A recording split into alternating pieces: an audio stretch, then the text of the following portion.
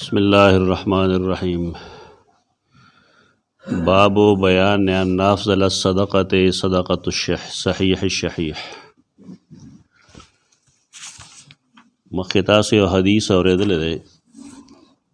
هغه حدیث دا چې و کسان دي چې الله به د خپل عرش د سوري د لاندې کینی. نو پای کې یو هغه کسو شاب نشا فی عبادت الله، یو داسې ځوان چې د هغه ځواني د الله په بندګۍ کې تېره شوي. ځوانان ډېري لیکن د افضلیت خبره ده. دې حدیث کې د یو داسې سړي خبره کوي چې د هغه د ځوانۍ ذکر خو نه کوي، خو د هغه د ضرورت ذکر کوي. یو سړی دی روغ رمټ دی، امید یې شته دی چې زه به ژوندی یم که خیر وي 10 کاله 20 کاله 25 کاله. نو یو سړی چې په دې تمه وي چې ما ته به ژوند میلاویږي 10-20 کاله، نو هغه نسبتا حرص کوي پیسو دپاره، مالی اولادي د هغې دپاره هم حرص کوي چې بچو له به دا کوم او دا به کوم او دا به کوم. ضرورتونه یې هم ایښ. یو دغه شان سړی دی چې روغ رمټ دی او د پیسو حاجات ورته شته دی په دې بنیاد چې بال بچې دی، ژوند یې هم لا ښه دی، بظاهر د مرګ څه آثار نه ښکاري.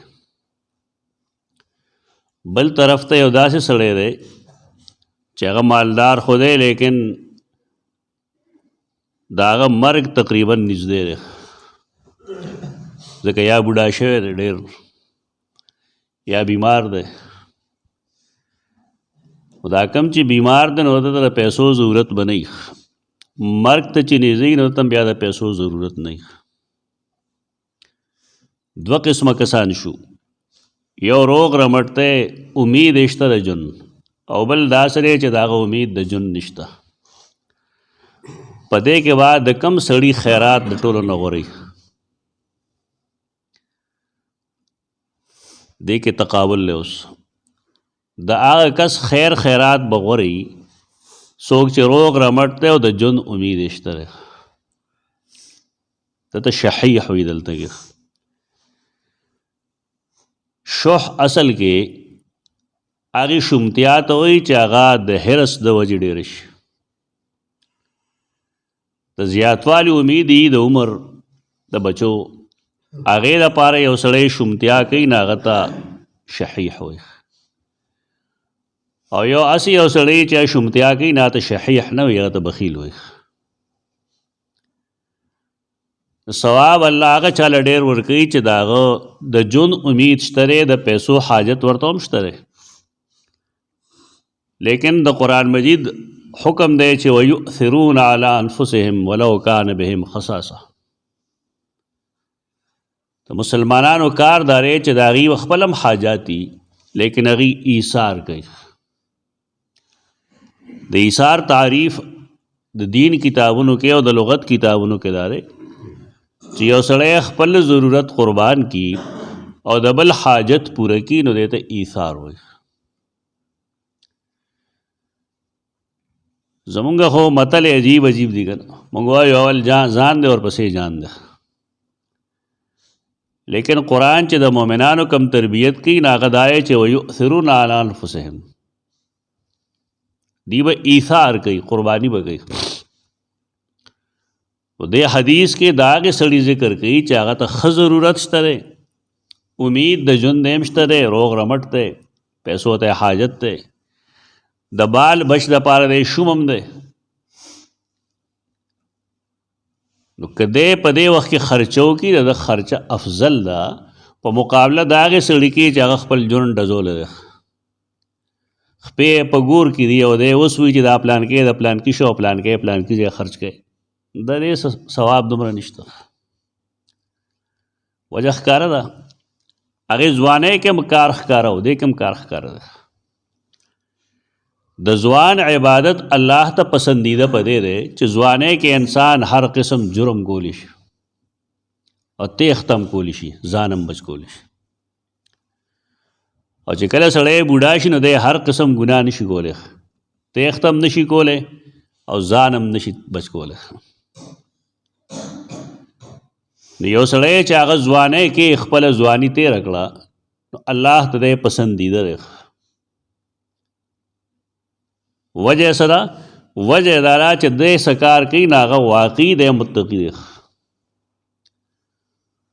او چې کله لسو ته پړس وایي بالفرض د هر څه نه وځي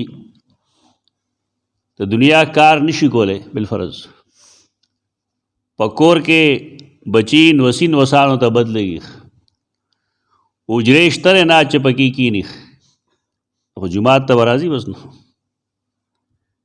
دا پې غور نه ورکوو دا حقیقت ښیو دا حقایق دي دغه شان یو سړی چې کله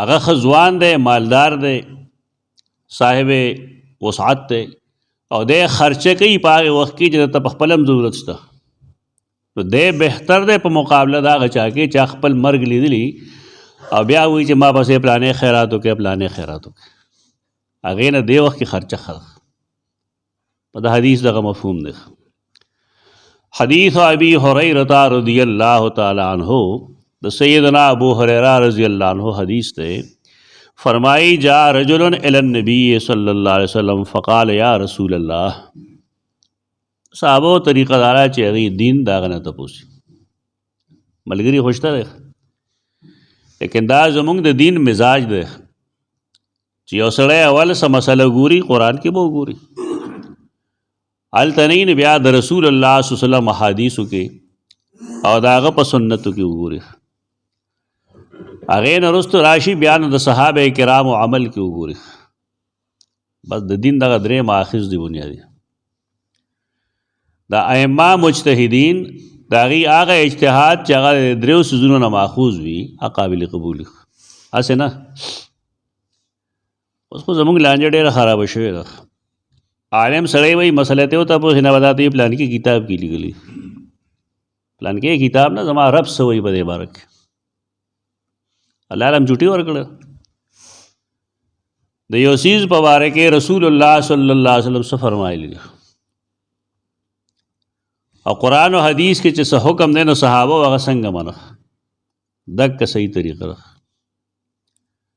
دا زمونږ چې کومه طریقه مونږ روانه کړې ده په دې باندې مسلماني نه جوړېږي البته په دې کې مونږ ډلو کې تقسیم شو فرقې شو مونږ د فرقواریت بنیاد دک دی چې هر سړی په دین کې خپله بخۍ وایي صحابه کرام یو بل نه هغه وخت پوسی چې کله رسول الله صلی الله علیه وسلم نشته او چې کله هغه شته او رسېدی شي نو ځي او د هغه نیغ په نیغه تپوس کوي حاله صحابه دروغ نه وایي یو بل نه تپوس کولی شي لیکن مزاج زموږ د دین دغه نه دی دې سره خو یو مونږ فرقو کې تقسیم شو دویم دا چې زمونږ خلک د قرآن او حدیث نه بالکل بېخبره پاتې شو دې ته به د نورو خلکو اقوال خو یادي چې امام ابو حنیفه دا فرمایلی دی امام شافعي دا فرمایلی دی امام احمد دا فرمایلی دی خو که د یو وړې خبرې تپوس دی وکړي چې دې باره کې الله څه فرمایلی دا به ورته نه یاد د اجتهاد څوک اختلاف نه کوي د فقهاو څوک بې عزتي نه کوي خو دې روش چې زموږ نه کوم دین پرېښود هغه ډېر نقصاني دی دا روش غلط دی ناراضي نیغ په نیغه تپوس کوي یا رسول الله ای الصدقات اعظم اجرا د کم خیرات اجر ډېر دی د کمې صدقې اجر ډېر دی رسول الله صلی الله علیه وسلم فرمایي ان تصدقه تصدقه نه دی ان تصدقه محدثینو د دې اعراب د سواد په شد باندې لیکل دی دې کې تکلیفي ان تصدق چې ته په لږ جبر وکړې او خیرات وکړې دا رستنۍ جملې د دې دلیل دی چې دا تصدقه نه دی دا تصدقه دی ان تصدقه چې ته کوشش وکړې د صدقې کولو وانت صحیح شحیح، په داسې حال کې چې ته روغ رمټې د مرګ د سو امکان لا به ظاهر نشته. او شحیح د اولاد د پاره د هغې د مستقبل ښه کولو د پاره ته حرص کوې. دی که د پلار ذمہ داری هم پته ولګي، پلار صحیح شحیح وي. پلار د اولاد ښه مستقبل غواړي، خو په دې خبره نوی نسل نه پوهېږي. هغه ځان عقل کل ګڼي، هغه وي که یم نو زیم. حدیث کې راځي رسول الله صلی الله علیه وسلم فرمایي الولد مبخلة مجبنة، او کله به فرمایل مبخلة مجبنة. یو سړی چې تنې تنهایی نو ډېر زوروري، ډېر تکړی او ډېر سخي، خو چې کله اولاد شي بالفرض نکاح وکړي اولاد شي نو بیا معامله بدله شي. دا فطري مسله ده. هر پلار فطري طور د خپل بچي د ښه مستقبل کوشش کوي، او د هغې لپاره هغه شوم هم شي او د هغې لپاره هغه بزدل هم شي.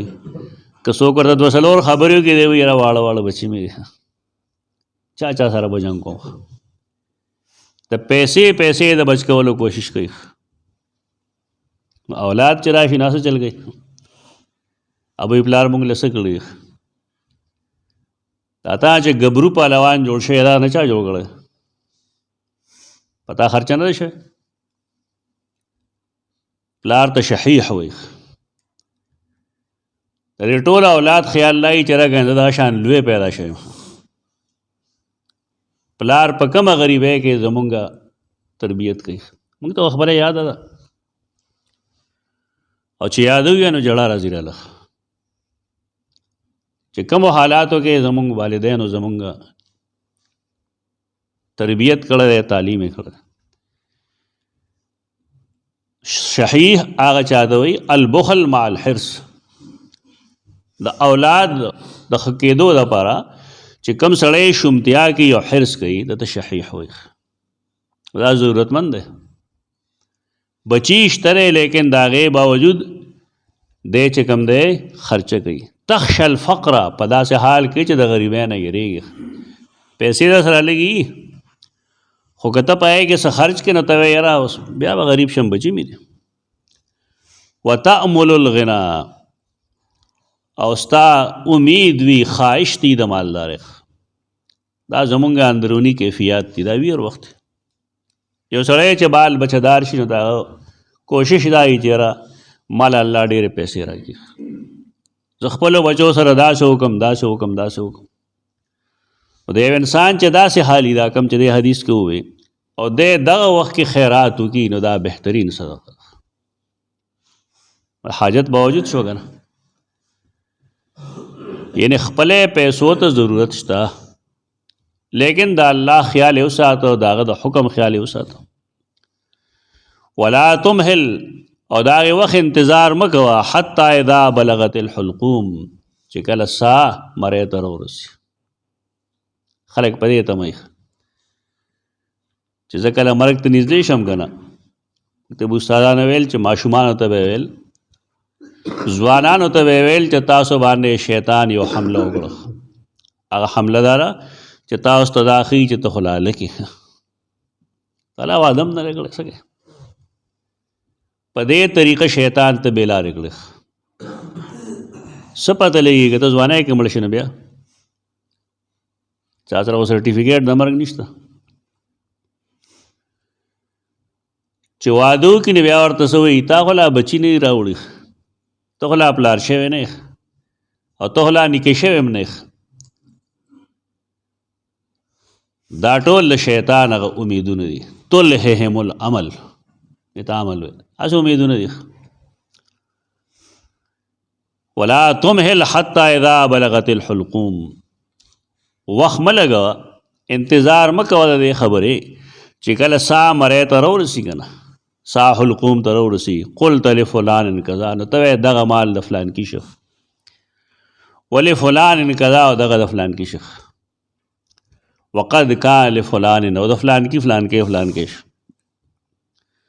مطلب د دې حدیث دا دی چې انسان کله ښه ضرورتمندي خپل هم پیسو ته لیکن د الله په لار کې ولګئ نو دا صدقه د ټولو نه افضل ده افضل معنې غوره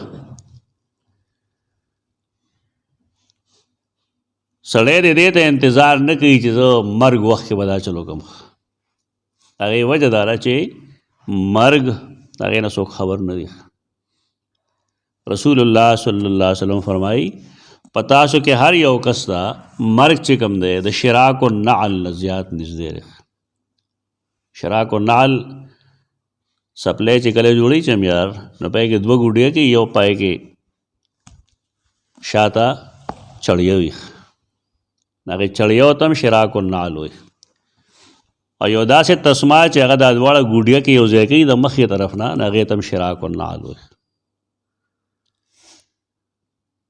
نو مرګ دومره نږدې لکه څنګه چې سړی وسپې د لاس کوي